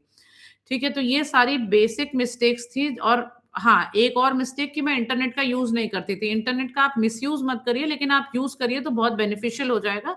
तो these were my broad mistakes that I was doing and when I recorrected them first attempt में इसीलिए मेरा प्रीलिम्स नहीं हुआ था और उसके बाद मेरे सारे अटेम्प्ट में 120 प्लस थे और एक में तो 149 पहुँच गए थे। क्योंकि ये सारी स्ट्रैटेजी जैसे मैंने आपको बताई वो फॉलो करी थी। How to proceed with newspaper देखिए बच्चा जिसका 2027 अटेम्प्ट है मतलब आपके पास 1 साल है तो आप न्यूज़पेपर्स के लिए ऐसे ही अप्रोच करिए कोई भी आपको द हिंदू और इंडियन एक्सप्रेस अच्छा लगता है तो आप वो करिए अभी आप बहुत नए हैं तो आप टाइम्स ऑफ इंडिया पढ़ लीजिए कोई भी आप एक इंग्लिश का न्यूज़पेपर लगा लीजिए if you are comfortable in English and उसका वीडियो देख लीजिए एनालिसिस वीडियो सुबह-सुबह न्यूज़पेपर पढ़ लीजिए और उसके बाद एनालिसिस वीडियो देख लिया, कोई ना कोई एजुकेटर ने डाल रखा होता है और उसके अलावा आप ये कर सकते हैं कि कोचिंग के बहुत सारे एजुकेटर्स के यूट्यूब वीडियोज़ होते हैं, जो कि हर दिन की इम्पोर्टेंट करंट अफेयर्स को एक्सप्लेन करते हैं, तो उसको कान पे लगा के सुन लीजिए, आपको बहुत नॉलेज गेन होगी within next 2 to 3 months you will get a very broad idea कि कैसे करना है, तो 2027 के लिए आप शुरुआत न्यूज़पेपर की ऐसे ही करिए। नोट्स कब बनाएँ? तो बच्चा नोट्स न्यूज़पेपर के नहीं बनाने हैं। 2027 के लिए कैसे प्रिपेयर करें? तो for preparing for 2027 what you need to do first is that you have around 1 year in your time. What you are supposed to do is कि आप अपने टाइम को पहले देखें, आप पहले आपको ऑप्शनल क्या है आप वो चूज़ करिए। आपको अगर उसकी कोचिंग करनी है तो आप उसकी कोचिंग कर लीजिए, नहीं कोचिंग करनी तो आप सेल्फ स्टडी उसकी मटेरियल लाइए, पढ़ाई स्टार्ट कर दिए। Second thing that you are supposed to do if for the next attempt is start reading newspaper in the way I told. Third thing आपको क्या करनी है कि जीएस के लिए अगर आपको कोई टेस्ट सीरीज ज्वाइन करनी है मतलब कोचिंग ज्वाइन करनी है तो करिए नहीं तो आप सेल्फ स्टडी करना स्टार्ट कर लीजिए या आप ऑनलाइन कोई कोचिंग कर सकते हैं। फोर्थ चीज क्या कर सकते हैं जब आप 3-4 महीने ये सब कर लें तो उसके बाद आप टेस्ट सीरीज ज्वाइन करिए सॉरी टेस्ट सीरीज की जगह आंसर राइटिंग स्टार्ट करिए। घर पे आंसर राइटिंग स्टार्ट करिए फिर धीरे-धीरे आप कोचिंग जॉइन करिए और उसकी टेस्ट पेपर्स दीजिए। तो अगर आप 2027 के लिए एम कर रहे हैं तो 2027 में अगर आप एम करें 2026 की दिसंबर तक आपका ऑप्शनल कंप्लीट होना चाहिए और उसका आपने एक बार टेस्ट सीरीज दे चुकी होनी चाहिए। आपका जो जीएस है, जीएस आपने एक बार अच्छे से पढ़ लिया होना चाहिए और टेस्ट पेपर दे दिया होना चाहिए। न्यूज़पेपर्स में आपको नॉलेज की अच्छी खासी पकड़ हो जानी चाहिए। अगर आपका ये लेवल हो जाता है, बेसिक बुक्स आप सब पढ़ चुके हैं, अगर आपका ये लेवल हो जाता है, तब आपका एक बेटर परफॉर्मेंस की चांसेस रहते हैं इन द ईयर 2027। आपको पेपर एक सेकंड हाँ, तो अगर आपने यूपीएससी प्रीलिम्स इस बार अभी देने के लिए इस महीने स्टार्ट किया, तो जो मेरी स्ट्रैटेजी आप ऐसे फॉलो करिए, सेगमेंट में फॉलो करिए, डिसहार्टन मत होइए, आप पक्का सक्सीड हो जाएँगे। पेपर कंप्लीट करने में दिक्कत आती है, तो इसीलिए बच्चा मैं कह रही हूँ कि आप प्रीलिम्स का पेपर घर में 1 घंटे के अंदर सॉल्व करने की कोशिश करिए, 40 मिनट के अंदर सॉल्व करने की कोशिश करिए। क्विकली सॉल्व करें, आपको ब्रेन को ट्रेन करना पड़ेगा कि आप क्विकली सॉल्व कर सकते हैं, आपको बार-बार रुकने की ज़रूरत नहीं होनी चाहिए। ठीक है? आप जब बहुत बार देखिए शुरुआत में सबके लिए कठिन है, 2 घ आपको 4 घंटा लग सकता है प्रीलिम्स का पेपर सॉल्व करने में। Gradually you will develop a habit जिसमें आप विद इन 1 आवर कर ले जाएँगे, तो आप पेपर में भी कर लेंगे।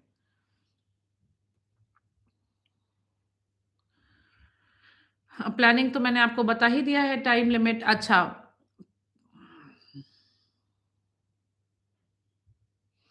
हाँ, तो लास्ट मोमेंट में पैनिक से कैसे बचना है? तो देखिए लास्ट मोमेंट में पैनिक से आप इसी तरह बच सकते हैं अगर आप प्लानिंग कर लें और प्लानिंग आप कैसे करेंगे? प्लानिंग और आपकी हैबिट होनी चाहिए। आप एक टाइम टेबल बना के उसको फ़ॉलो करें छोटे क्योंकि सोशल प्रेशर सबकी लाइफ़ में आते हैं। कभी-कभी फाइनेंशियल प्रेशर्स भी आ सकते हैं, आपको कभी-कभी फैमिली में कोई ऐसी बात हो सकती है जिससे आपको इमोशनल प्रेशर भी आ जाए, आप उस समय डिस्ट्रेस हो जाओ। इसीलिए जो मैंने बताया, एक तो 15-15 डेज़ का सेगमेंट बनाइए, उसको ए4s बनाइए जिसमें आप रिवीजन के लिए मार्क करेंगे, तो उससे क्या है कि जब आपको खुद की प्रोग्रेस आप खुद सामने देख पाएँगे तो आपके दिमाग, क्योंकि मेजॉरिटी ऑफ बच्चों के साथ यही होता है कि आप लोग पढ़ते बहुत ज़्यादा हैं, पर आपको ऐसा लगता है कि आप कुछ कर नहीं पा रहे, you are not doing good enough, और आपने तो कुछ पढ़ा ही नहीं है। जबकि एक्चुअल में आपने जितना पढ़ा है, अगर आप उसको मार्क कर दें, टिक मार्क कर दें, तो आपको रियलाइज़ होता है कि आप कर सकते हैं। Positive motivation is very important. और लास्ट मोमेंट पे तो मैंने आपको कहा ही कि 1 हफ्ता आप खाली रख दीजिए, कुछ ना कुछ ऐसा होता ही, और नहीं होता किसी बच्चे के लिए लकी है तो बहुत अच्छी बात है, नहीं तो कुछ ना कुछ ऐसा होता है, जब आपको बहुत स्ट्रेस होता है और आपको नया पढ़ना होता है, तो लास्ट के लिए आप कुछ मत छोड़िए।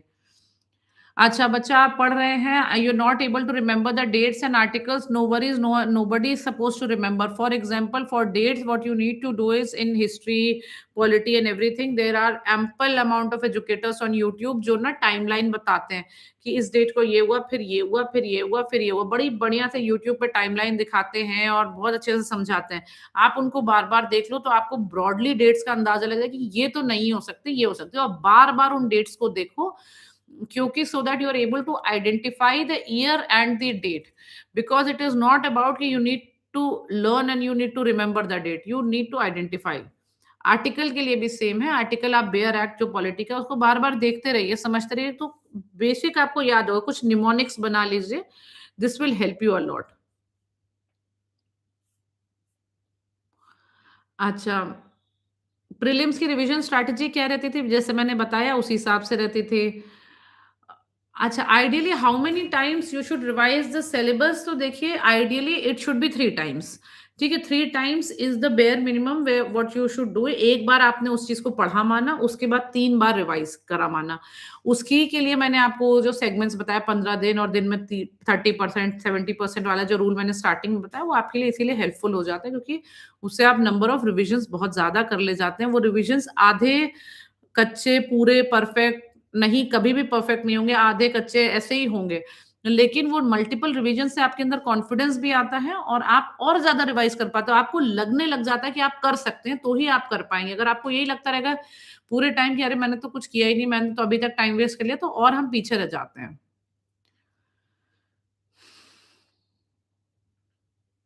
पीवाईक्यूज़ कैसे एनालाइज़ करने चाहिए? तो देखिए, एनालाइज़ करने की रिक्वायरमेंट नहीं है, इम्पोर्टेंट ये है कि आप पीवाईक्यू एनालाइज़ मत करिए। आप ये कर सकते हैं कि आप जो है पीवाईक्यूज़ में आप सिंपल ये कर सकते हैं कि आप पढ़ें और उसका सॉल्यूशंस देख लें। ये सारे कोचिंग के अवेलेबल हैं मार्केट में, आप उसको देख लें तो आपको एक बेसिक अंदाज़ा लग जाएगा किस तरह के सवाल आते हैं। एनालाइज़ करने का एफर्ट ही मत करिए, ब्रेन अपने आप नेचुरली कर देता है एनालाइज़, ठीक है? CSAT is CAT exam is tougher than UPSC. तो बेटा, ये तो एप्पल ऑरेंज व कंपेयर करने की बात हो गई ना, दोनों का अलग-अलग है। हाँ, CAT is a very tough examination, those who clear CAT are one of the best brains of the country. However for UPSC also it can be true, क्योंकि यूपीएससी भी बहुत अपने अपने अलग डोमेन का एग्ज़ाम होता है, बहुत टफ होता है। जो करते हैं, तो उनकी भी बहुत मेहनत लगती है। पोस्टिंग मेरी बच्चा उन्नाव में है in UP, and you should certainly give mock test. Somebody has mock test का मैंने आपको बताया कि आप मॉक टेस्ट दीजिए। आप शुरुआत करिए चाहे 10 क्वेश्चन्स अ डे से, 15 क्वेश्चन्स अ डे से, और विद सॉल्यूशन। जब भी मैं क्वेश्चन्स कह रही हूँ, विद सॉल्यूशंस कह रही हूँ। और आपका 50 half test paper a day से धीरे-धीरे आप 1 टेस्ट पेपर अ डे पे आ जाइए। ऑप्शनल का बेस्ट टाइम तो क्या होता है? देखिए, बेस्ट टाइम आपका होता है कि अभी आपने जनवरी या फ़रवरी तक ऑप्शनल कर लिया हो। जैसे अभी हम we are sitting in February, what is the best time is that कि आपने एग्ज़ाम जो आपका प्रीलिम्स का एग्ज़ाम है, आने से 4 महीने पहले आपका ऑप्शनल कंप्लीट हो गया हो, आपने उसकी एक बार टेस्ट सीरीज़ भी दे रखी हो। और यदि आपने ऐसा नहीं किया है, तो आप दिन में 10% टाइम उसको 1 घंटा ज़रूर दें अपने ऑप्शनल को पढ़ने के लिए, जिससे अगर आपका प्रीलिम्स क्लियर होता है, तो भी ऐसी सिचुएशन ना आए। अगर आज आज भी इस डिस्कशन में कोई ऐसा बच्चा बैठा है जिसने ऑप्शनल को कभी देखा भी नहीं है, तो what I would suggest is कि आप दिन में 1 घंटा ज़रूर अपने ऑप्शनल को पढ़ते रहिए, उसकी कंटिन्यूटी बनाए रखिए, जिससे आपका जैसे ही प्रीलिम्स खत्म होता है, आप तुरंत ऑप्शनल में, क्योंकि आपने पढ़ा है, लगातार आपने हर दिन 1 घंटा दिया है, तो आपने बहुत पढ़ लिया होगा और बहुत चीज़ें एनालाइज़ कर ली होंगी, तो आप बेटर कर पाएँगे। एकदम से करेंगे तो वो दिक्कत हो जाएगी। इकोनॉमिक सर्वे की स्ट्रैटेजी देखिए, मैं आई वुड सजेस्ट कि आप इकोनॉमिक सर्वे पर्सनली अपने आप से उठा के पूरी बुकलेट पढ़ने की ज़रूरत नहीं, नंबर ऑफ पेजेज़ बहुत ज़्यादा रहते हैं। इम्पोर्टेंट ये है कि आप कोई भी कोचिंग के नोट्स पढ़ लीजिए और उसको रिवाइज़ कर लीजिए, दैट वुड बी इट, आपके एग्ज़ाम हो जाएगा। ये मैंने आपको शेड्यूल बता ही दिया है। आप नोट्स मेंस के लिए कैसे बनाएँ और मेंस के पीवाईक्यू कैसे सॉल्व करें, ठीक है। मेंस के नोट्स बनाने के लिए व्हाट इज़ इम्पोर्टेंट इज़ कि आप पहले आपके जो बेसिक सब्जेक्ट्स हैं, आप उनको बहुत ज़्यादा बार पढ़ लीजिए, ठीक है। बहुत मतलब 1, 2, 3 बार आपने प्रीलिम्स में पढ़ ही लिया, आप मेंस में भी पढ़ लेंगे। उसके बाद साइड में मार्जिन करके उसको छोटे-छोटे बुलेट पॉइंट बना दीजिए, जिससे आप बाद में वो मार्जिन टियर करके रख लीजिएगा, उसको पढ़ लीजिएगा। अलग से आप ये सोचिए कि आप नोट्स बना लेंगे, बहुत proper subject wise, topic wise mains के नोट्स बनाना unless and until you are very good at this type of work आप नहीं कर पाएँगे। Trust on the brain that you are having, the number of revisions that you are doing, आपके दिमाग में वो आइडियाज़ फ्लो करने लग जाते हैं। जब आप इतने टेस्ट सीरीज़ लिख लेते हैं, इतनी बार अलग-अलग जगह से पढ़ लेते हैं, आपको अपने आप फ्लो करता है, बहुत नेचुरल सेल्फ में फ्लो करेगा आपको अगर आप एफर्ट करके पढ़ेंगे बड़ी सिंसियरिटी से। तो उसके नोट्स बनाने की मेहनत मत करिए, कोचिंग वाले बना रहे हैं, वह पढ़ लीजिए उसको भी। को इसके विज़न के भी सॉल्यूशंस आते हैं बहुत अच्छे, फोरम आईएएस के बहुत अच्छे आते हैं, उनको सॉल्यूशंस पढ़ लीजिए, उनको ही बुकलेट को रिवाइज़ करने का प्लान कर लीजिए, क्यों नोट्स बनाना? मेंस के पीवाईक्यूज़ को वैसे ही एनालाइज़ करना है जैसे आपने मैंने आपको प्रीलिम्स का बताया था। हर क्वेश्चन्स को पढ़िए और उसका ज़रूरी नहीं अगर आप सॉल्यूशन पढ़ने का आपके पास टाइम है तो आप हर पीवाईक्यू का क्वेश्चन पढ़िए और उसका सॉल्यूशन करिए और नहीं टाइम है, तो आप ऐसा कर सकते हैं कि आप सिर्फ़ क्वेश्चन पढ़िए और आँख बंद करके थोड़ी देर बैठिए, सोचिए कि अगर आप लिखते तो इसमें क्या लिखते? आप अच्छा खासा लिख लेंगे। आपको यूपीएससी के लिए जाना चाहिए, बैंकिंग पहले करनी चाहिए, तो बच्चा दोनों पैरेलली चल सकते हैं। आप यूपीएससी की तैयारी स्टार्ट करिए, साथ में बैंकिंग के एग्ज़ाम और स्टेट सर्विसेज़ के एग्ज़ाम देते रहिए, क्योंकि वो पैरेलल तैयारी होती है, आपको उसमें हेल्प मिल जाएगी। यूट्यूब पे मैराथन देख सकते हैं for revision, yes you can do so but YouTube पे भी आप जो देखते हैं, ऐसा मत करिएगा कि एक का देखते जा रहे हैं, फिर दूसरे का देख रहे हैं, फिर तीसरे का देख रहे हैं और एकदम रैम्पेज पे सोच रहे हैं कि सिर्फ़ यूट्यूब से देख के ही मैं पढ़ लूँगा, तो ऐसा नहीं है। रात में देख थोड़ी देर यूट्यूब देखिए, 1-2 घंटे देखिए, उससे रिवाइज़ करते हैं आप बेटर रिवाइज़ कर सकते हैं, लेकिन हार्ड कॉपी भी ज़रूर पढ़िए।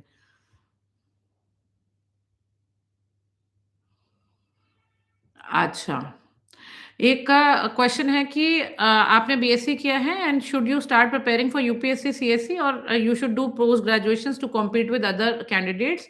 तो देखिए इसमें ऐसा कुछ भी नहीं है। You are a graduate and you are very competent enough, तो ऐसा कुछ नहीं है कि पर्टिकुलर ग्रुप ऑफ बच्चों से कॉम्पीट करने के लिए आपको पोस्ट ग्रेजुएशन करनी चाहिए। देखिए यूपीएससी इटसेल्फ में बहुत टाइम टेकिंग एक्सरसाइज है।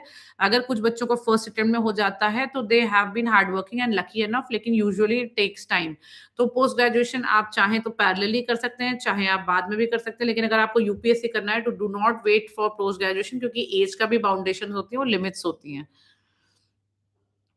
सीसैट बता दिया, 2027 के लिए बता दिया, आपको अभी इस बार के प्रीलिम्स का बता दिया और ये क्या करें? फ्लर्ट कब करें पता नहीं। प्रैक्टिस प्रीवियस ईयर्स 10-15 साल के देख लीजिए। सीसैट आप इस तरह से प्रैक्टिस अच्छा, सीसैट के प्रैक्टिस में एक इम्पॉर्टेंट बात है, बैंकिंग के वीडियोज़ देख लीजिए। बैंकिंग में सीसैट में आपके जो-जो टॉपिक्स हैं बैंकिंग के, यूट्यूब में बहुत सारे वीडियोज़ हैं, कोचिंग इंस्टीट्यूट्स ने बता रखा है कि इसको कैसे सॉल्व करें, उसको कैसे सॉल्व करें, तो वो आपको बहुत हेल्प मिल जाएगी। पॉलिटी और मॉडर्न हिस्ट्री खत्म हो जाने के बाद नेक्स्ट 2 सब्जेक्ट आप क्या करो? सबसे पहले बच्चा आप इकोनॉमिक्स करो, ज्योग्राफी करो। This will give you very good result. नहीं, क्वेश्चन पेपर को क्या सब्जेक्ट वाइज़ मत सेपरेट करिए, जैसा मैंने तरीका बताया आप वैसे ही करिए। टेस्ट पेपर्स टेस्ट के मार्क्स कम आ रहे हैं, डू नॉट केयर, सॉल्यूशन पढ़ रहे हो ना, उसको रिवाइज़ करो, तो बस ठीक है। अगर आपके 40 मार्क्स भी आ रहे हैं ना, तो आपके 140 हो जाएँगे। आप बिल्कुल एवरेज स्टूडेंट ही क्रैक करते हैं यूपीएससी, जो बहुत स्मार्ट होते हैं, वो तो स्मार्टनेस के चक्कर में सीसैट में ही अक्सर निकल जाते हैं, तो ऐसा कुछ नहीं है। स्मार्ट लोग कि क्या स्मार्ट और चाहे एवरेज कोई भी बच्चा हो जो मेहनत करेगा, जो स्ट्रैटेजी से पढ़ेगा, वो निकाल लेगा। बुक लिस्ट तो बच्चा आप लोग को बता ही दिया, बाकी बहुत सारी पड़ी हुई हैं, यूट्यूब पे आप देखना यार, है ना? ऐसा कुछ नहीं है। मैराथन आप देख ही सकते हैं। पीवाईक्यू हो जाते हैं और टेस्ट पेपर में प्रॉब्लम आ रही है, तो यार पीवाईक्यू पुरानी चीज़ें होती हैं जिनको पीवाईक्यू प्रीवियस ईयर्स की बात होती है, उनको आपके टीचर्स ने ऑलरेडी यूट्यूब पे या कहीं आपको पढ़ा दिया होता है। नए पेपर, नए टेस्ट पेपर में क्या होता है, थोड़ा नया कांसेप्ट होता है, तो अपने ब्रेन को अलग तरीके से लगाना पड़ता है, तो ऐसा कोई इश्यू नहीं है। मेरा ऑप्शनल में जब मैं फॉरेस्ट सर्विस दे रही थी, तो मेरा फॉरेस्ट्री और जियोलॉजी था। जब मैंने सीएसई दिया है, तो मेरा सोशियोलॉजी था और जब मैंने स्टेट सर्विस दिया था, तो मेरा sociology and defence defence studies था। तो मतलब मेरा ये कहना है कि बहुत सारा पढ़ने के बाद आप लोग का बहुत अच्छा एग्ज़ाम निकल सकता है। ठीक है? रूरल एरिया से हैं आप एमपी से, आप बहुत अच्छा करेंगे। आप रूरल एरिया आप बन जाइए, जल्दी से आप आईएएस क्लियर करिए तो आप रूरल एरिया ऑफ एमपी को और अच्छा डेवलप करेंगे, बहुत अच्छा रहेगा।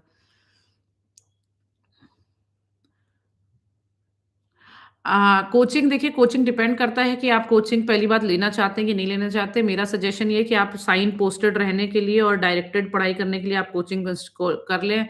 रही बात ये कि आप दिल्ली आके पढ़ना चाहते हैं या हैदराबाद जाके या आप अपने घर बैठ के पढ़ना चाहते हैं, तो ये कंप्लीटली ऑप्शनल है। After corona everything has been done online and that is not required कि आपको पर्टिकुलर किसी शहर में जाएँ, आप घर में भी पढ़ सकते हैं। ठीक है। प्रीलिम्स इवैल्यूएशन कैसे करें? क्यों इवैल्यूएशन करोगे यार? अपने आप दो एग्ज़ाम टेस्ट पेपर दो और उसके बाद अपने आप ही तुम्हारे मार्क्स इंक्रीज़ होते जाएँगे जब तुम सॉल्यूशन पढ़ के उसको रिवाइज़ करोगे। मैंने कोचिंग हाँ यार, मैंने कोचिंग ली थी। When I started my family में there was nobody to guide for UPSC, CSE तो I took coaching from Vajiram and Ravi and gradually I took coaching subject wise मैंने और भी जगह पे ली थी but the back then when I was preparing तब इतना ऑनलाइन का ज़माना नहीं था। तो अब ज़्यादा हो गया है। तो आप घर से भी अच्छी प्रिपरेशन कर सकते हैं।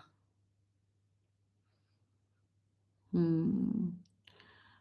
आपको क्लासेस लेनी चाहिए सीसैट की या जस्ट प्रैक्टिस? अगर देखिए आई वुड सजेस्ट कि आप सिर्फ प्रैक्टिस करिए। आप जो जो भी आपने चाहे कॉमर्स से भी ग्रेजुएशन किया है, चाहे इंग्लिश लिटरेचर से या हिंदी लिटरेचर से, यू आर स्मार्ट इनफ कि आप बैंकिंग के वीडियोज़ यूट्यूब पे देखिए, आपका टाइम भी बचेगा, पैसे भी बचेंगे, आप उसको घर में प्रैक्टिस भी कर लेंगे और सीसैट के क्वेश्चन पेपर्स प्रैक्टिस करिए, आप कर लेंगे। है ना? एलिमिनेशन टेक्निक्स पे रिलाई कर सकते हैं, बिल्कुल। You can always rely and you should always rely on elimination techniques provided ये that you revise and re-revise multiple times जिससे आपको कॉन्फिडेंस आ जाएगा कि यार ये ऐसे एलिमिनेट कैसे होगा।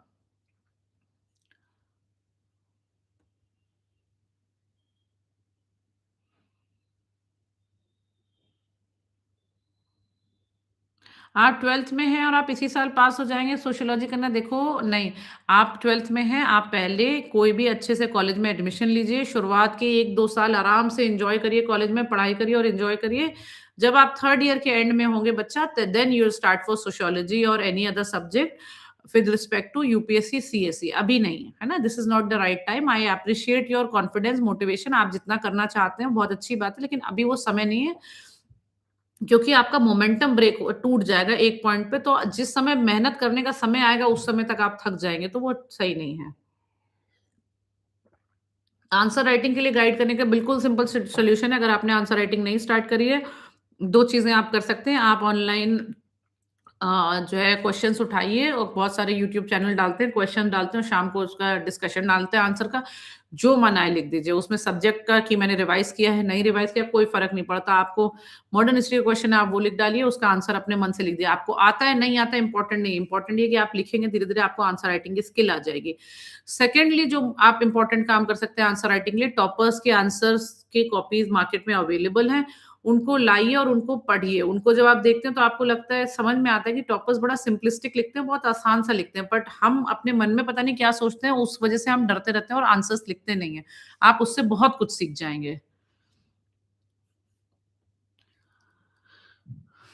रिस्क लेने से नेगेटिव हो जाता है, हाँ ये बात सही है कि आप जब नंबर ऑफ क्वेश्चंस ज़्यादा अटेम्प्ट करते हैं, रिस्क लेते हैं, तो नेगेटिव होने के चांसेस ज़्यादा रहते हैं, लेकिन नेगेटिव में इतना कम मार्क्स कटते हैं कि एक पॉजिटिव आपका बहुत सारा बैलेंस आउट कर देता है, तो आप रिस्क लीजिए और ज़रूर लीजिए। मैपिंग के लिए क्या करें? तो देखिए 2 बातें मैपिंग के लिए इम्पोर्टेंट हैं। पहली बात तो आप केबीसी नैनो की बुकलेट खरीद लीजिए, वो आती है मार्केट में। उसमें मैपिंग के लिए बहुत अच्छी एक्सरसाइज़ेज़ दी गई हैं, उसमें सब समझाया जाता है। ठीक है? कि यहाँ पे ये, वहाँ पे ये, तो आपको याद हो जाता है। दूसरा पार्ट आप क्या करेंगे, आपकी कोई भी एटलस पढ़ते हो for example Orient black swan की, उसको पर डे उसका 1 पेज आप एज़ अ किताब देखिए। उसको ये मत सोचिए कि मैं कभी एज़ अ डिक्शनरी नहीं कि जब मुझे ज़रूरत पड़ी तो मैं तब देखूँगी। मैंने रोज़ 1 पेज देखिए, निहारिए उस पेज को, कौन चीज़ कहाँ है, क्या चीज़ कैसे होती है, उससे जिससे आपके दिमाग में एक पूरा वर्ल्ड का एटलस आपके दिमाग में बैठता है। Eight the same time third point ये है कि यूट्यूब में बहुत सारे एजुकेटर्स डालते रहते हैं प्लेसेस इन न्यूज़ और उनके आस-पास के जो फिज़िकल फीचर्स हैं, फॉर्म्स हैं, वो डालते हैं। आप उसको यूट्यूब पे डेली रात में फ़ॉलो करिए।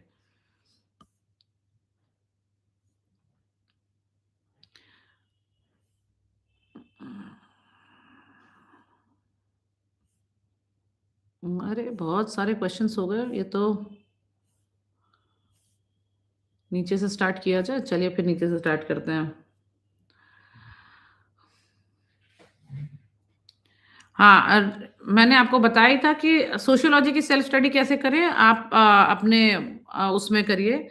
जो है स्लीपी क्लासेस के बहुत अच्छे वीडियोज़ हैं, ट्रायम्फ आईएएस के अच्छे वीडियोज़ हैं, आप उनको देखिए और सोशियोलॉजी का पहले से अपने आप से घर में प्रिपेयर करिए। Philosophy is a very good optional, अगर आपका नैक है तो आप बिल्कुल लीजिए। अगर आपका सीसैट में आपका इंग्लिश कॉम्प्रिहेंशन अच्छा है लेकिन रीज़निंग में कुछ मिस्टेक हो जा रही है, कोई बात नहीं, आपका जो स्ट्रॉन्ग है आप उस पे फ़ोकस करिए और रीज़निंग के ईज़ी-ईज़ी क्वेश्चन सॉल्व करने की कोशिश करिए। इसके लिए बैंकिंग की वीडियोज़ देखिए। You should focus on revision and doing full length test, दोनों करने हैं बच्चा, रिविजन भी करना है, फुल लेंथ टेस्ट भी करना है। रिविजन कम से कम 3-4 बार करना है और फुल लेंथ टेस्ट तो आपको करने ही करने हैं, ठीक है? और उसके स्पेलिंग मिस्टेक से नंबर कम एज़ सच कुछ नहीं होता। Spelling mistake is not a big deal कि ऐसा कुछ नहीं है और आप अपने आप बेसिक स्पेलिंग आप लिख देते हैं। करंट अफेयर्स की मैगज़ीन के लिए मैंने आपको बताया कोई भी 2 कोचिंग की पढ़ लीजिए। जहाँ तक योजना, कुरुक्षेत्र ये सब है उसको मत पढ़िए, it will waste your time. आप एनालाइज़ नहीं करें, आप बहुत सीनियर प्लेयर हैं तो आप पढ़ सकते हैं। ये आप नए हैं इंटू द गेम तो इसको मत पढ़ के अपना टाइम मत खराब करिए। आप डीयू में सोशियोलॉजी पढ़ रहे हैं और आप कॉलेज के टाइम प्रिपेयर कर लीजिए। आप बिल्कुल कर सकते हैं अगर आप ऑनर्स कर रहे हैं, लेकिन आप 3rd ईयर मतलब अपने लास्ट ईयर में करिएगा, उसके पहले मत करिएगा। कौन-सा कॉलेज लें?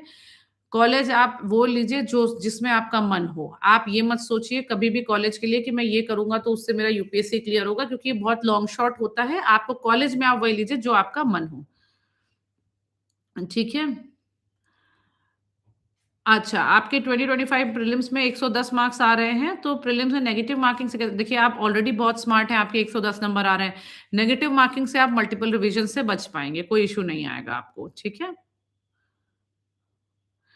और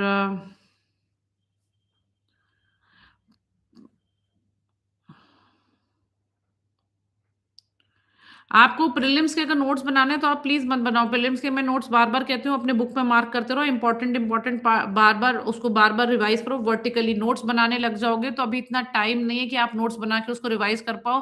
प्लस क्या इम्पोर्टेंट है, क्या नहीं है, अपनी बुक में ही मार्क करते चले जाओ ना। हाइलाइटर से ये बॉक्स इम्पोर्टेंट है, कहीं ग्लिटर पेन से मार्क कर दो, कहीं स्केच पेन से मार्क कर दो।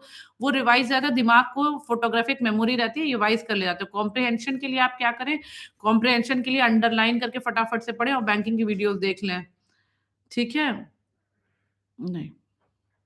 उसके बाद करंट अफेयर्स की मैगज़ीन मैंने आपको बता दिया है। सोशियो के लिए बुक्स बता दें, सोशियो के लिए तो बुक्स से अच्छा आप कोचिंग का मटेरियल पढ़िए, इग्नू की बुक है लेकिन और नितिन सांगवान सर की भी है ना? लेकिन आई वुड सजेस्ट कि आप ये भी पढ़ सकते हैं, बाकी कोचिंग का मटेरियल पढ़िए, वो ज़्यादा बेटर है और टॉपर्स के आंसर्स पढ़िए, है ना? बैंकिंग के वीडियोज़ का मतलब बैंकिंग का मेरे बैंकिंग के एग्ज़ाम के बच्चा बैंकिंग के एग्ज़ाम्स के भी वीडियोज़ आते हैं ना, जैसे जो बच्चे बैंकिंग का एग्ज़ाम देते हैं, बैंक पीओ का और उन सब का, उसके लिए भी कोचिंग्स होती हैं, जो कि एजुकेटर्स डालते हैं वीडियोज़। उसमें डालते हैं कि कॉम्प्रिहेंशन कैसे सॉल्व करें, प्रीपोज़िशन क्या होता है, एडजेक्टिव क्या होता है, रीज़निंग के क्वेश्चन क्लॉक वाले क्वेश्चन्स कैसे सॉल्व करें, डेट्स वाले क्वेश्चन्स कैसे सॉल्व करें, इस तरह के छोटे-छोटे 10-10 मिनट के वीडियोज़ हैं। आप बिल्कुल देखिए।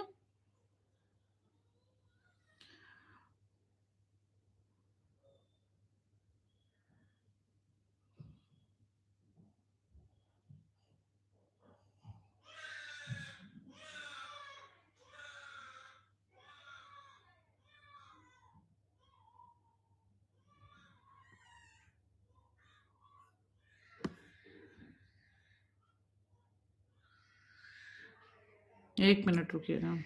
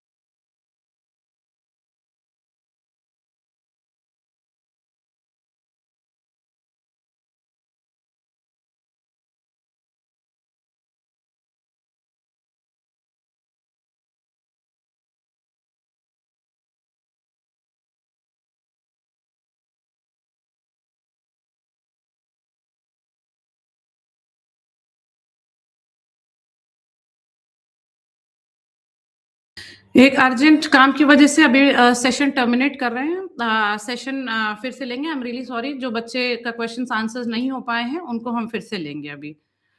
Thank you so much.